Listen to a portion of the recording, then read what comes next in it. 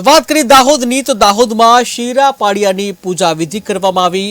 આદિવાસી સમાજમાં પૂર્વજોની યાદીમાં આ ઉજવણી કરવામાં આવી છે। સંજેલી તાલુકામાં આદિવાસી સમાજ દ્વારા ઉજવણી કરવામાં આવી, ત્યારે આદિવાસી સમાજ દ્વારા વર્ષોથી આ ઉજવણી કરવામાં આવે છે।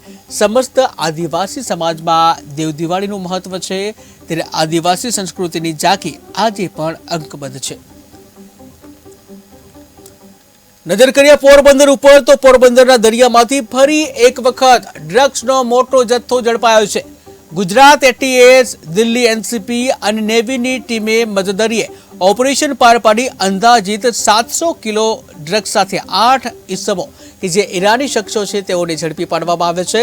પોરબંદરના દરિયામાં બોટમાં ડ્રગ્સ આવતું હોવાની બાતમી મળી હતી દિલ્હી એનસીબીને, અને જ્યાં દિલ્હી એનસીબીની ટીમને બાતમી મળતા જ તેઓ નેવીનો સંપર્ક કરી એક ઓપરેશન મોડી રાત્રે હાથ ધર્યું હતું, અને જેમાં મધદરિયે એક બોટને આંતરવામાં આવી હતી। આ ઓપરેશનમાં ગુજરાત એટીએસની ટીમ અને ગુજરાત એનસીબીના કેટલાક અધિકારીઓ પણ જોડાયા હોવાનું જાણવા મળ્યું છે। ત્યારે ઉલ્લેખનીય છે કે છેલ્લા 9 મહિનામાં પોરબંદરના દરિયામાંથી 3700 કિલોથી વધુનો ડ્રગ્સનો જથ્થો ઝડપાયો છે।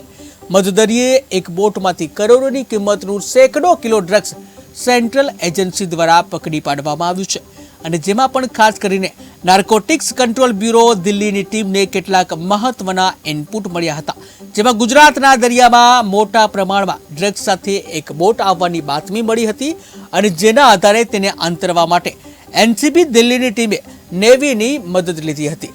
ત્યારે ગુજરાતના સમુદ્રમાં ડ્રગ્સનો મોટો જથ્થો આવી રહ્યો હોવાની બાતમીના આધારે એનસીબી અને એટીએસ દ્વારા ગત રાત્રિના ખાસ ઓપરેશન પાર પાડવામાં આવ્યું હતું, જેમાં 8 જેટલા ઈરાની શખ્સો નશીલા પદાર્થ સાથે સુરક્ષા એજન્સીના સકંજામાં આવી ગયા હતા, અને તેમને પોરબંદરના ઓલ વેધર પોર્ટ ખાતે લાવવામાં આવ્યા હતા। ત્યાંથી કડક સુરક્ષા બંદોબસ્ત સાથે એસઓજીની ઓફિસ ખાતે લઈ જવામાં આવ્યા હતા।